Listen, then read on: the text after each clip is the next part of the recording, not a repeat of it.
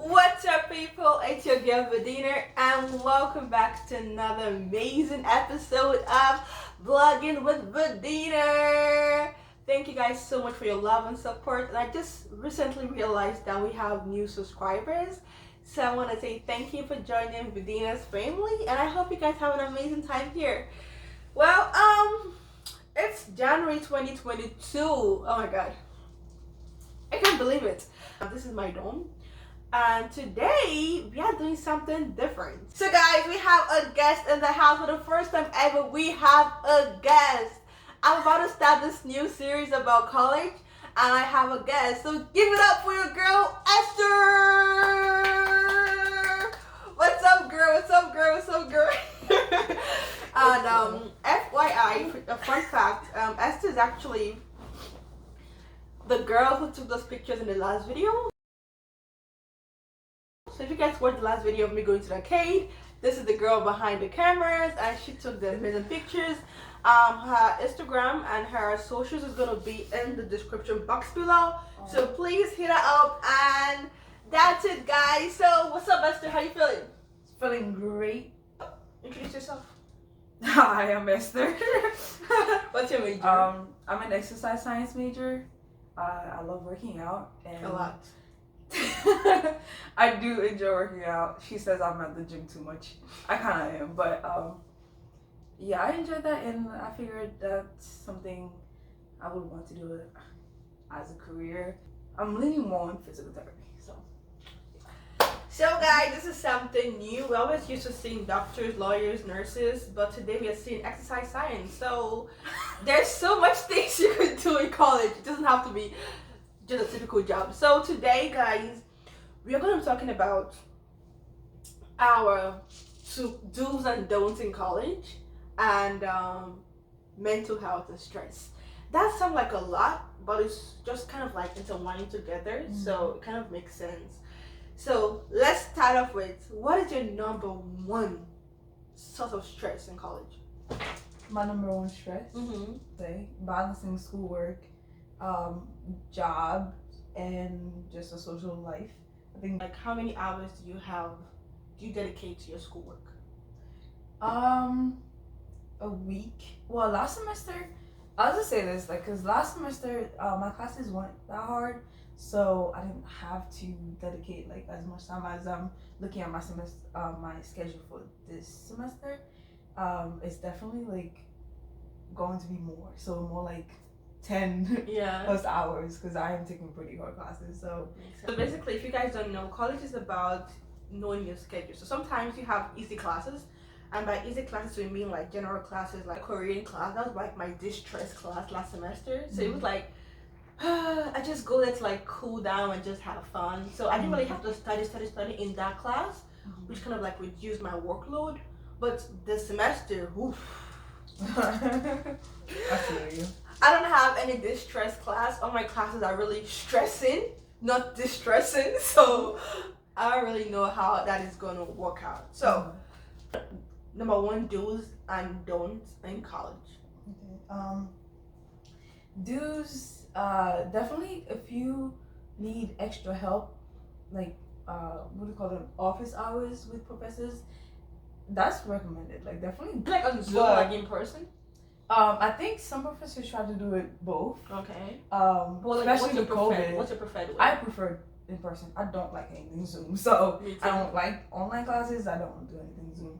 But dues, definitely office hours. Other dues, get involved. Get involved, because that's how you make friends and connections. Like connection. Yep, you need that. Number one do for college is, if you go to college, you have to plan your schedule. Like, I don't care what anyone says, but you have to plan your schedule. What do I mean? People just take classes absent-mindedly. They're like, I don't know, I need this class. No, like, you have to make your classes go around you, like revolve around you. Like, for example, I'm a morning person. Not really a morning person, but yeah, you're a morning person. Okay. I mean, I don't consider myself a morning person, but I like to sleep a lot, as you know. But I get things done better in the morning, so I think I'm a morning person. If that makes sense. You're a morning person. So, I'm a morning person. classes be from like 8:30 in the morning to 2:30. Anything after 2:30, that's it. My brain is retired for the night. I can no longer stimulate knowledge. So you have to figure out a time that works for you. Yeah. Number 2, you need to find good friends. And when I say friends, I don't mean like friendship, like, oh, what's up, bestie? I'm like people in your classes. So associates. Not friends, associates. Okay, acquaintances. You know what I'm saying? Hello, associates. Okay, like friends is a general term. Like, let me change my word. I mean, make acquaintances in all your classes. For example, last semester I had 4 classes, and in every class I had about 3-4 people that I could like readily call and be like, hey, what's up, what's going on? And it really saved me, because at a point I was like overwhelmed with work. I called those people. Like, they gave me notes, they gave me everything. And the best thing was that since I had like multiple people in each classes, I had multiple resources in the same class. That's good. And that was what saved me. So when you go to class, don't be like, oh no, nobody wants to talk to me. Talk to them. Be like, hey, what's up? My name is this. My major is this. Can I have your number? If the person's like, yeah, find another person. It's like 40 people in a class. Like, find someone or find people that's gonna help you out in a class. Yeah. That's my to-dos. So I agree with that. Though. Okay. I definitely agree with that, because I'm naturally just like a person who just keeps to themselves. So I'm not going to refer somebody first. But you know, I am taking cellular molecular biology, so it's not. Yeah, my even though I get some stuff, but I feel like classes like that are really tough. Yeah. I do well in study groups. I do well in teams of like projects, but like studying together, I study efficiently better by myself. Okay. So see, that's the part of like knowing yourself. Yeah. So you have to know how you learn. That's another do too. You have to know yourself. Know how you learn. Like, I personally I can't do online classes. Like, I'm not going to learn well. I prefer in person where I'm seeing it and they give me, and I'm a visual and just like hands-on learner. So how you learn and what's best for you, and definitely don't be afraid to speak out for what you want, especially with how you want to learn, because you are paying to be at school. So you want to learn instead of just like learning to perform, but you actually want to learn to retain information. Yeah. So. And another thing that's a big deal for me is have like a cordial relationship with your professors.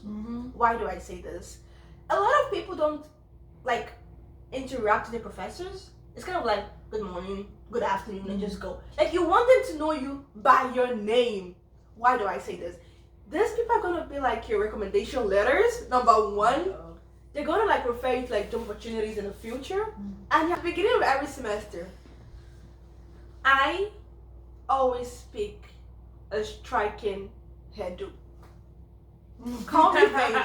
For example, right now I'm wearing this red braids with beads. It stands me out. What do I mean? I go into class at first, I'm like, especially with the mask. Exactly, because you want them to know you. And I'm like in the front. Like, front seat is my name. Yeah. Go early, guys.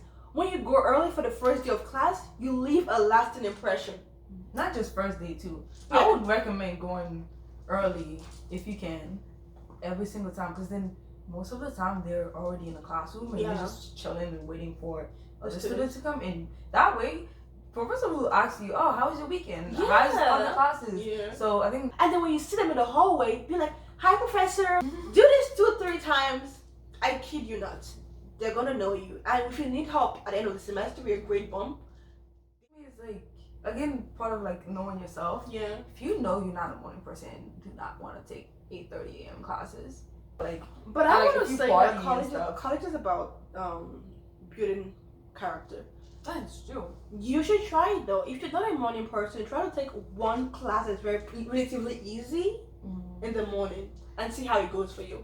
Don't make like all your classes 8:30. No. Knowing that, like, another don't stay in your dorm the whole time. Cause I stop talking to me indirectly. I don't like that. You go out. I don't like kind of get me. And also like the fact that we're 20 minutes away from main campus is a downside for me, because I have to like, if there's something happening, it's like 20 minutes away. Like, that's too much. Yeah. Yeah. I have like time to shuttle, want to go and come back to. It's just too much. But I mean, college has so many ways to like interact with people in a healthy way. You have clubs. For example, I met her through Zumba class. And we only met once in Zumba class. So like, if you open up yourself to good opportunities, you're definitely gonna find people that vibe with you. Don't force it either. That's the right word. Don't force it. Don't force it. It's just like my mentor gave me some advice of like, because I was like, it's the first semester and like I'm not meeting anybody. Like it just, and COVID definitely made it harder. Things worse, yeah. I was like, I don't know anybody here. It's this, that, and she's like, take like 1 or 2 semesters, maybe a little bit more, but I think definitely trying to get involved and finding those good opportunities, and that makes so much sense too. Yeah, that would like. Yeah. So you have to like define yourself first of all. So speaking of that, we have to like go into the mental health issue because I don't want this to be like a really long video because I want you guys to like get the whole sense of it.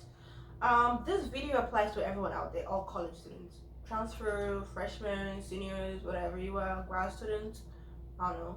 Yeah, so it applies to you guys too. Now, mental health.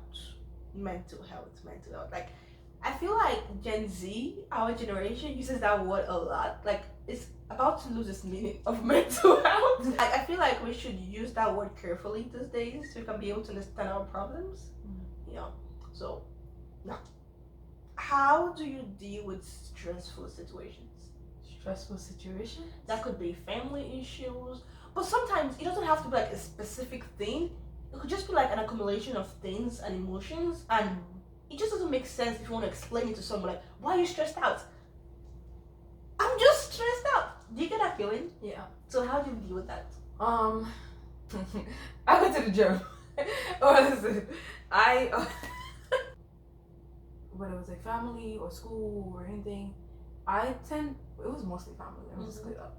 I tend to just like kind of shut down because I think if you're not also talking about it and like trying to deal with like what's stressing you out, that like personally that took a toll on me, and then I kind of got used to things, and I just like kind of just shut down, but ostracized. I basically just ostracized myself and just waited it out, and just which built some kind of anger issues with me before. Just kind of express how you're feeling. Yeah, and then when I started going to the gym, that became like a new way of me dealing with my stress. To like, release it out? Yeah. So I would just go to the gym not a couple hours, but it used to be a couple hours of just like working out, and then that would actually help me out.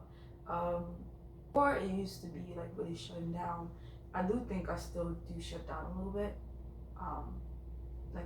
But now I do have a new way of like changing that, which is going to the gym and still journaling.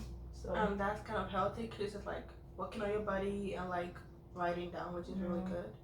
Well, personally, like I'm the first child, so I'm always used to people like depending on me, like emotionally, and like I've always been like the bigger person, like I'm there for everybody else. So like exactly, it's like when you're there for everyone else, like you just tend to put on your big girl pants and be there for everyone. So it's really hard for like when you're used to like giving, it's really hard to receive. So like asking for help is a really big thing for me. Like it's really hard for me to like ask for help. Before I really ask for help, girl, I'm already dead. Like when I'm like overwhelmed, sometimes it doesn't happen at once. It's like accumulation of things. So it could be like something little happens, I laugh about it. Something little happens, I ignore it. And then these little things like kind of build up to something big, and I just can't explain how I'm feeling. And I just want the people, because I don't really have a large circle. I have a really tight, intimate circle, and I feel like those people in my circle, I kind of want them to understand how I'm feeling without telling them how I'm feeling. And then they can understand how I'm feeling, so like just kind of like be like, you don't ask for help, this and that. But at the same time, they don't understand that I don't know how to ask for help, and I really can't translate what I need into words at that time. So I just kind of like shut down, and it's not really good because when people care about you, they want to know how to help you, and it kind of make them feel helpless. But at the same time, I want you to know how I'm feeling without me telling you how I'm feeling, which is insane.